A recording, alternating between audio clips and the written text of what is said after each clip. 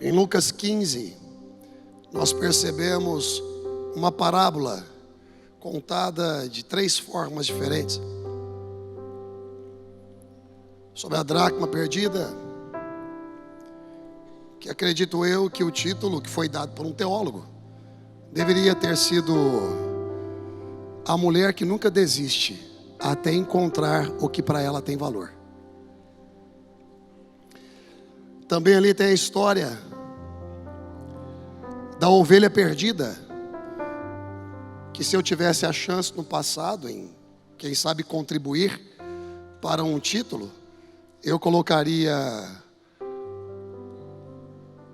o pastor que procura até encontrar, e quando encontra coloca nos ombros, gostoso, como diz a escritora, e chama os amigos para celebrar. Venham, celebrem comigo, eu encontrei a minha ovelha. E finaliza com a história do filho pródigo, que nós não sabemos quem era mais pródigo, se era quem espontaneamente pecou ou aquele que camuflou seu pecado e ficou dentro de casa. Mas ambos estavam fora do coração do pai. Um de uma forma relativizada, o outro de uma forma moralista. Mas ambos estavam fora do coração do pai. O pai, quando viu o filho mais novo voltando, correu para ele, mesmo com odor de porcos, vindo de um chiqueiro. O abraçou, não deixando falar, e o restaurou. O pai correu ao filho. Isso é um conflito no judaísmo. Pais não correm para filhos, são filhos que correm para os pais.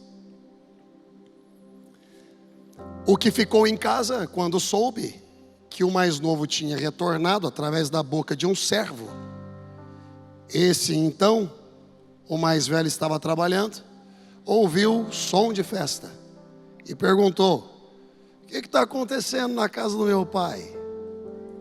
Então o servo, afetado pela alegria do pai, disse: você não está sabendo? Não, o que está vendo? Seu irmão voltou. O seu irmão voltou. Seu pai está tão feliz, ele lançou uma festa. E o texto diz que ele ficou enfurecido e não entrou na casa. É dizer que assim como o filho mais novo estava fora de casa, o filho mais velho também estava fora de casa, mas de formas diferentes. Você pode estar fora do pai de uma forma diferente. Dentro da igreja você pode estar fora do pai, fora do coração do pai, fora da mesa do pai, dizendo para as pessoas ser evangélico, dizendo para as pessoas servir ao Senhor, mas um quebrador de princípios. E quando você quebra princípios, os princípios te quebram. Ou você pode estar fora da casa do pai, de fato, espontaneamente no pecado, não se preocupando com o que as pessoas pensam. Mas quem já experimentou a mesa e se encontra no chiqueiro, sente saudade da mesa do pai. O texto termina não revelando se o filho mais velho entrou em casa, mas revelando que o mais novo já estava lá. Então é dizer que é possível, quem sabe até mais viável, quem sabe até uma maior possibilidade, daquele que peca espontaneamente voltar correndo para o pai, do que aquele que peca camufladamente dentro da igreja reconhecer o seu pecado. Mas conto essa história para dizer para vocês que pessoas nunca saem de lugares. O filho pródigo nunca saiu de casa, ele saiu do pai. Pessoas não saem de lugares, pessoas saem de pessoas. E dura coisa é quando você sai de gente que Deus não mandou você sair. Um monte de gente que muda de igreja, que sai disso, que sai daquilo. o ambiente começa a ficar um pouquinho mais desafiador para a adaptação do caráter, da persona. E o que a pessoa faz? Não estou mais feliz, porque é um adolescente perdido em corpo de gente adulta. Adolescentes que contemplam emoções e sentimentos, enquanto adultos contemplam alianças. É por isso que nós observamos tantos casamentos acabando, porque são adolescentes em corpos de gente adulta. Pessoas não saem de lugares, pessoas saem de pessoas. E pessoas não voltam para lugares, pessoas voltam para pessoas. Lá no chiqueiro, quando caiu em si, pensou consigo: na casa do meu pai, até os servos têm pão para comer, e eu aqui padeço necessidade.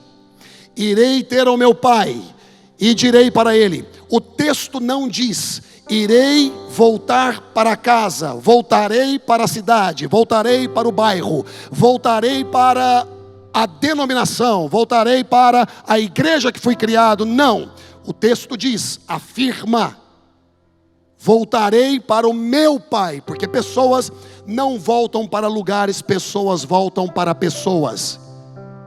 É assim que o marido deva voltar. Ele não deve voltar para casa simplesmente devido às regras e à moralidade que um dia foram passadas para ele. Não, o marido quando volta não pode voltar para casa. Quando ele volta, ele tem que voltar inteiro para a pessoa, para a esposa dele. Uma esposa quando volta não pode voltar para casa, tem que voltar para o marido dela. Filhos quando voltam não podem voltar para casa, eles precisam voltar para seus pais, para os seus educadores, para os seus geradores. Um aluno não volta para a escola, um aluno se encanta com o professor que tem, ele volta para o professor. Nós não voltaremos para casa, nós voltaremos para Ele, Jesus Cristo de Nazaré, aquele que reina, vive, alfa, ômega, princípio e o fim, príncipe da paz, leão da tribo de Judá. Nós voltamos para pessoas. O que me traz a Itajaí, por mais que eu amo e amo mesmo profundamente, por mais que eu ame profundamente a igreja CI, o trabalho que vocês estão executando, eu acompanho. Na verdade, eu sou um membro da CI.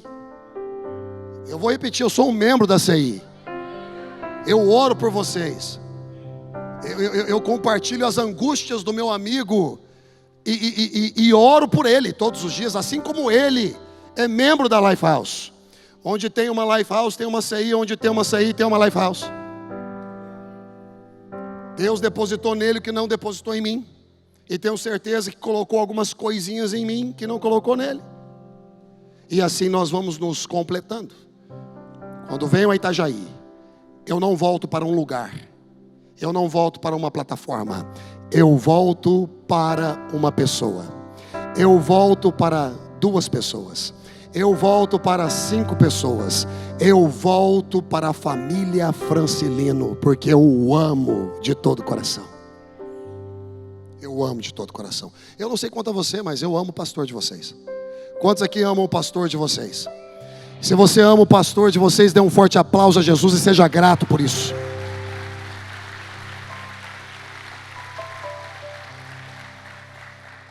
Quem restaurou o filho pródigo, dando a ele um anel, restaurando as suas vestimentas, não foi a cidade, foi o pai. Você não é restaurado por um lugar, você é restaurado por uma pessoa.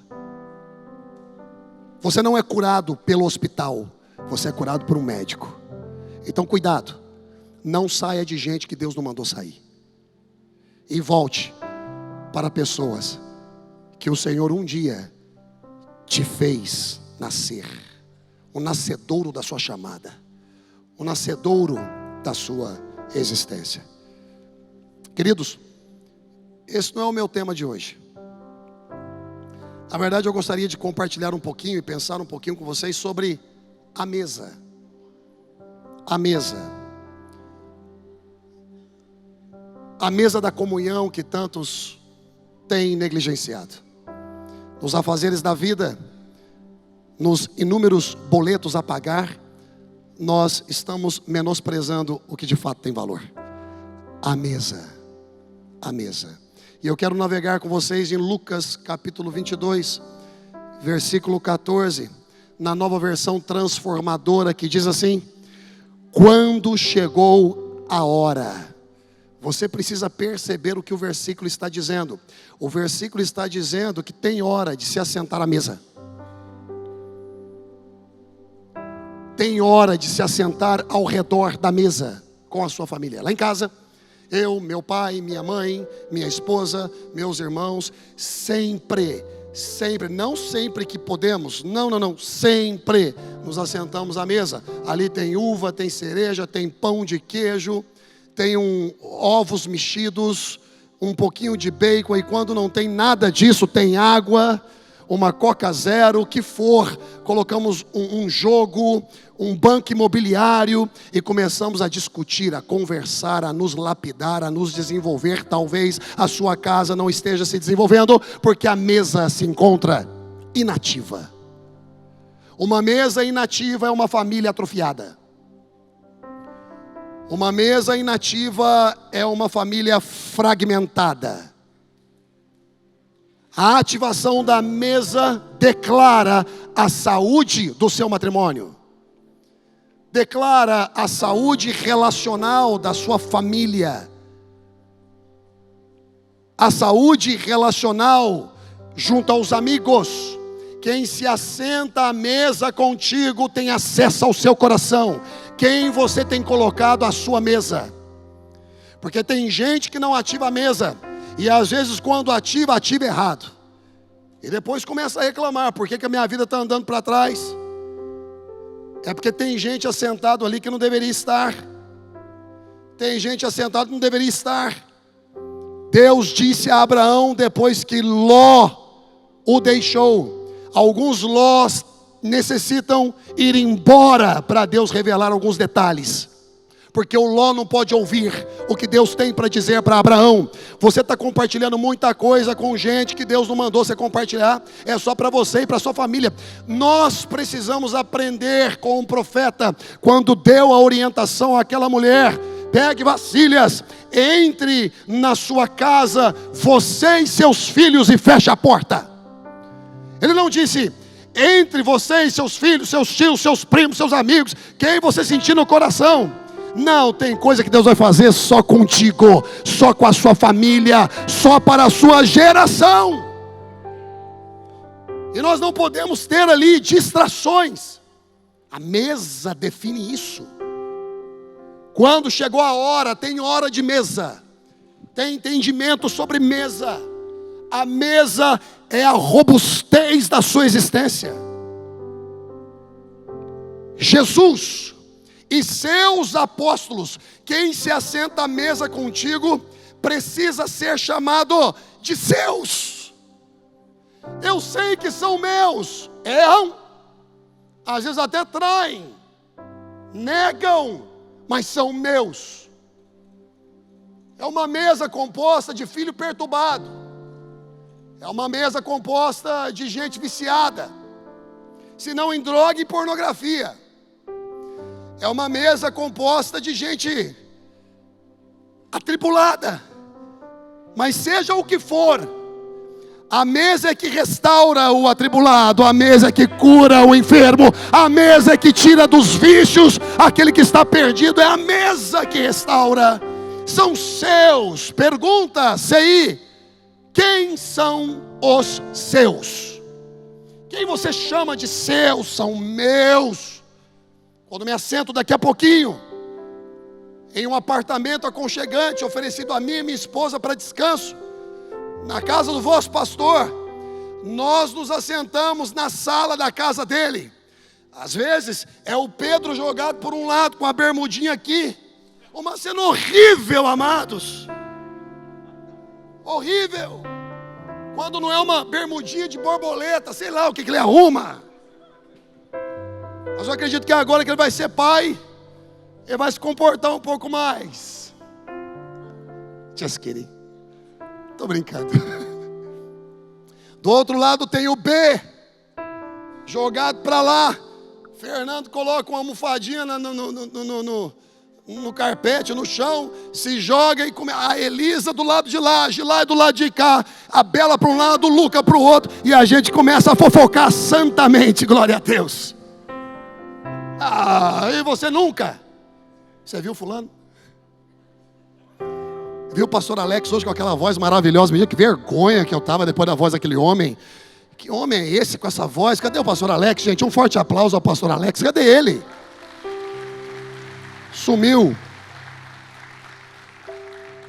A mesa não é aquela que só tem louças, pratos, mas é aquela que tem corações. A mesa tem revelação. A mesa tem intimidade. O que você está fazendo? O que está de errado contigo? O óbvio Deus já conhece, você também. E o que você fará para mudar essa realidade, meu irmão? É na mesa. A mesa é um altar disfarçado, onde o céu visita a terra. A mesa é um altar disfarçado, onde o céu decide visitar a terra. Eu quero fazer uma pergunta para ti. Será que o céu tem visitado a sua terra? A mesa é um portal celestial, transcendental, onde orações são proferidas, correções estabelecidas, corações rasgados, dizendo: me ajuda. É na mesa dos seus, na hora, na sua ativação. Quando chegou a hora, Jesus e seus apóstolos tomaram lugar à mesa. Na mesa do cenáculo, o Deus homem estava sentado. A mesa desse versículo é a mesa do cenáculo. E que mesa foi essa, meu irmão? Que mesa foi essa? Se as nossas mesas fossem parecidas com a mesa do cenáculo, talvez a nossa vida seria mais parecida com Jesus e com o reino de Deus. Porque nessa mesa eu posso perceber que é lugar de entrega. A primeira lição que eu aprendo com esse versículo é que a mesa é um lugar de entrega. O texto bíblico vai dizer: tomou o pão e agradeceu a Deus, depois partiu e o deu aos seus discípulos, dizendo: este é o meu corpo entregue por vocês, façam isto em memória de mim. Percebam que Jesus não começou com palavras, Jesus começa com partir do pão, Jesus começa com um gesto que comunica sacrifício. Não adianta se assentar à mesa para ficar corrigindo primeiro você se conecta, primeiro você entrega. O que você tem entregue à mesa da sua casa? O que você tem entregado à mesa da igreja? Não é sobre diagnóstico, muitas vezes, meus queridos. A igreja hoje em dia está mais preocupada em corrigir do que se conectar. Jesus não corrigiu do céu, Jesus visitou a terra, caminhou com os homens. O Verbo encarnado se empobreceu para nos enriquecer. Através do quê? Da mesa da comunhão, ia de vilarejo em vilarejo, curando a todos. Ele ia, e porque ia, via, e porque via, sentia, e porque sentia, era movido de íntima compaixão. Mesa, intimidade, é lugar de entrega, meu amado. A entrega precede o ensino. A mesa também é um lugar de memória ativa. Não adianta chegar na mesa simplesmente cobrando, corrigindo, falando, murmurando, reclamando. Não, é um lugar de memória ativa. O texto vai dizer: fazei isto em memória de mim. Qual é a memória que você tem da sua esposa? Qual é a memória que você tem do seu esposo? Qual é a memória que você tem dos seus filhos, ao invés de simplesmente dizer aquilo que eles estejam fazendo de errado? Qual é a memória? Meu filho, eu me lembro, lá na escola, na 5ª série, você foi o melhor na sala. Qual é o impacto da memória ativa? A mesa é um altar de memórias, é um altar de memória ativa, de reconhecimento, de impulsionamento. É onde você catapulta, alimenta, nutre. Quem são os seus? Seus. Quem são os seus? Cadê sua mãe, cara? Cadê seu pai? Onde estão os seus filhos? Cadê o seu tio que te criou, a sua tia, o seu avô que você chama de pai? Já não importa mais o que te aconteceu depois de 40 anos de idade, você tem que fazer a sua vida dar certo. Não dá mais para se esconder atrás de traumas. Eu não quero ser insensível. Como um psicólogo te diga, entendo. Triagem, onde, quando, quem te criou, qual cidade, qual cultura. Não, amado, deixa eu dizer uma coisa. Nós estamos em uma nova cultura. A cultura se chama cultura do reino dos céus. Nós nascemos de novo.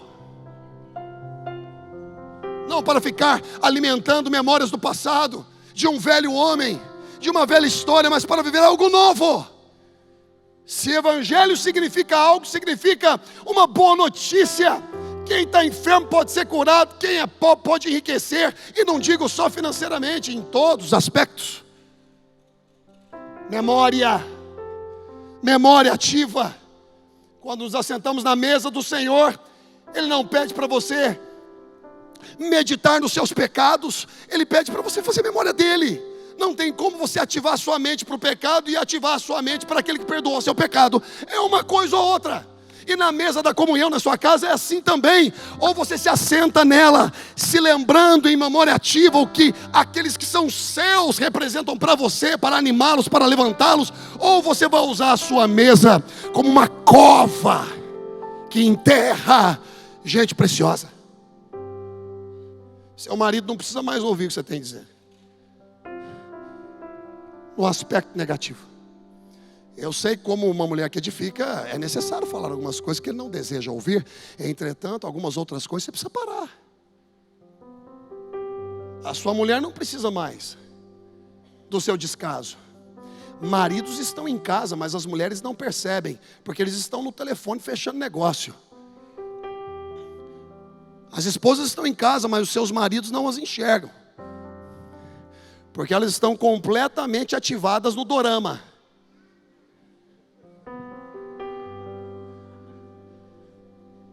Filhos estão em casa, mas os pais não os enxergam, porque a paternidade foi terceirizada para a tecnologia.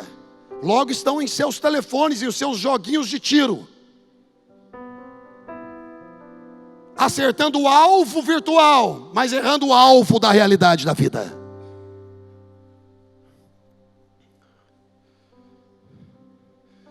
Uma outra lição que eu aprendo com a mesa. Hoje você vai sair daqui completamente abastecido sobre mesa. É entendido sobre mesa. É que a mesa é um lugar de confronto. Isso tudo aconteceu na mesa do cenáculo. A mesa da entrega foi a mesa do cenáculo. Ali estava o Deus encarnado, dizendo: eu vou me entregar. Esse pão representa o meu corpo que é dado por vós. Esse cálice representa o meu sangue que é derramado por vós. Fazei memória de mim, se lembrando da minha morte até que eu venha. É uma mesa de entrega, mas ao mesmo tempo, onde tem lugar para entrega, também tem lugar para confronto. E que de errado tem isso?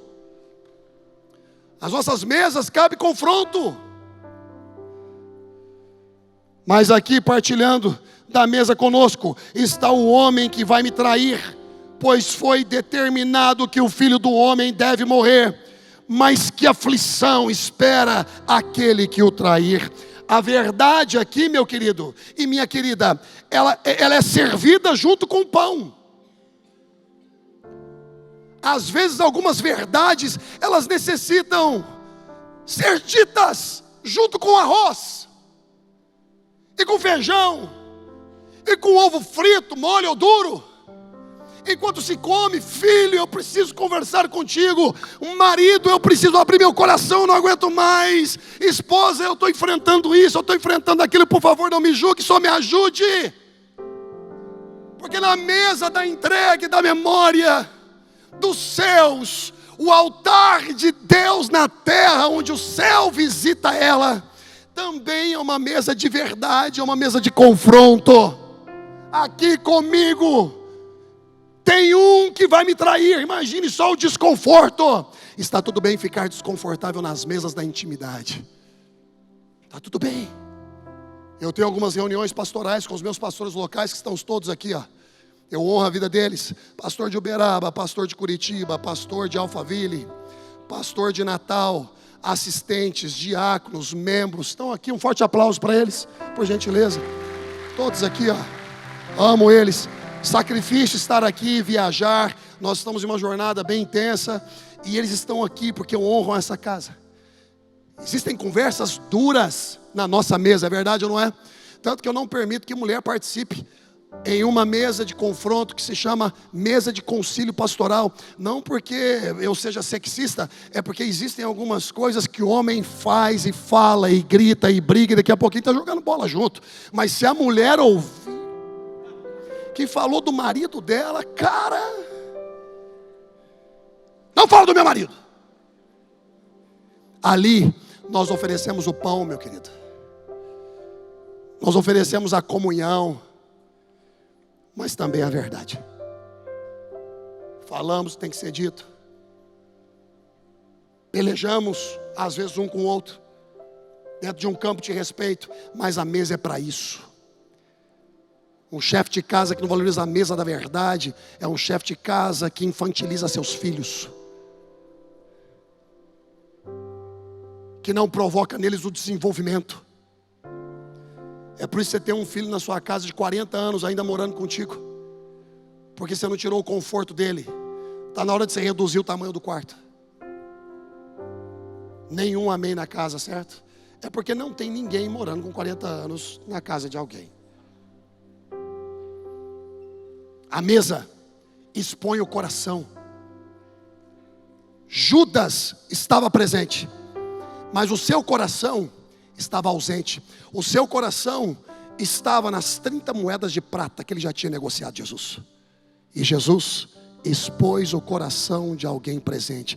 Tem gente que está presente na sua vida, mas ausente com a alma. E você tem mantido perto. É como uma espécie de refém. Medo que a pessoa saia e você perca algo. É melhor perder algo temporariamente do que de uma forma ilusória, iludida, manter alguém que nunca esteve. Terceira lição: a mesa também é um lugar de reconciliação. Ela não é só um lugar de entrega, ela não é só um lugar de verdades, mas é um lugar de reconciliação. É na mesa que nos tratamos. É na mesa. Quando chegou a hora, Jesus e seus discípulos tomaram lugar à mesa. A mesa reúne antes de ensinar. Jesus não começou com doutrina, ele começou com presença. Ele se assentou na presença de todos, inclusive na presença daquele que iria traí-lo. Mesmo falando a verdade, não negou o pão. Mesmo conhecedor daquele que iria traí-lo, disse: é o que mete a mão no prato comigo. Ele não bateu na mão dele dizendo: você não. Às vezes servimos quem futuramente irá nos trair, mas não é sobre o que a pessoa faz, é sobre quem você é. É sobre quem você é. E a presença na mesa, a presença para a esposa, para o esposo, para os filhos, para os seus amigos, é o ativo mais precioso que você tem. Às vezes tudo que você tem na vida é a presença, não é dinheiro. Às vezes na mesa todo mundo sabe mais que você, mas eles não se dedicam um ao outro como você se dedica a eles.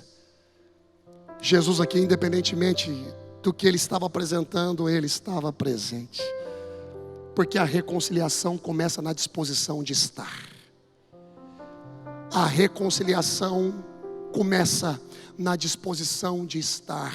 Eu quero estar, eu quero ligar, eu quero enviar o e-mail, eu quero começar a pavimentar a estrada da reconciliação e do perdão.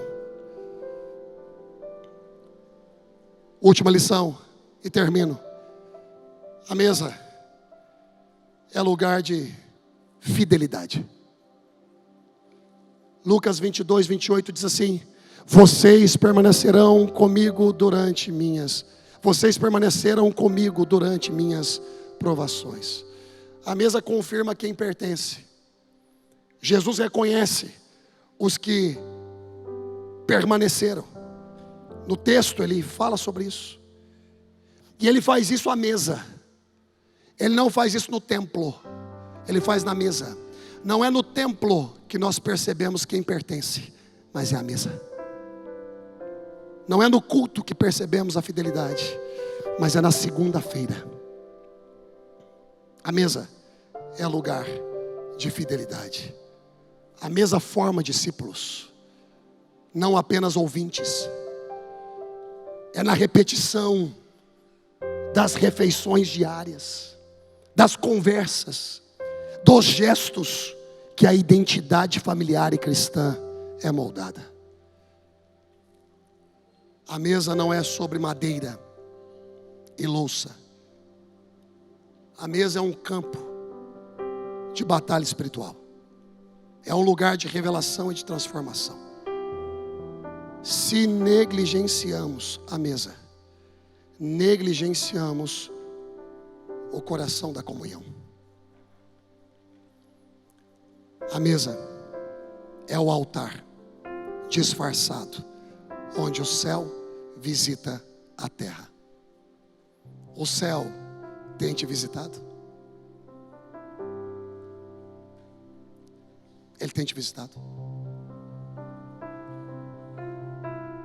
Eu quero pedir por gentileza que toda a igreja se coloque sob seus pés e que dê as mãos uns para os outros, fechando os corredores. A mesa não é sobre madeira e louça, é sobre comunhão, fidelidade, restauração, verdade. Essa é a mesa. Cadê sua mesa? Para que tanta correria? Para quê?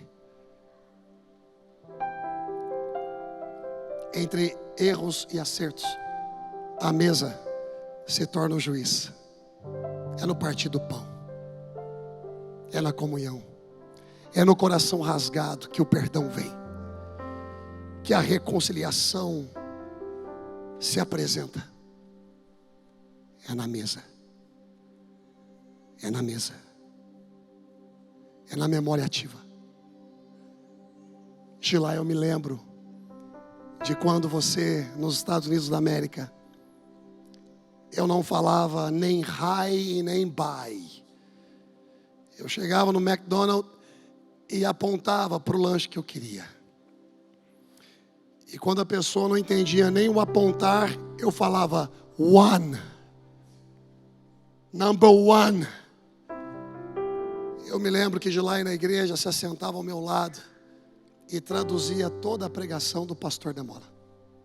E às vezes ele falava uma frase longa e ela traduzia curto. Eu falei, não, ele falou mais que isso, não é possível. Eu brigava com ela. Ele falou mais. Eu me lembro que quando tirei a minha licença de treinador de futebol pela US Soccer, como a CBF aqui, a licença D, eu não sabia falar inglês ainda, recém-chegado. E ela pediu permissão para o supervisor para entrar na sala comigo e traduzir no pé do ouvido. Ela era a única que não estava fazendo o curso, mas fez o curso, mas não foi certificada para certificar o marido.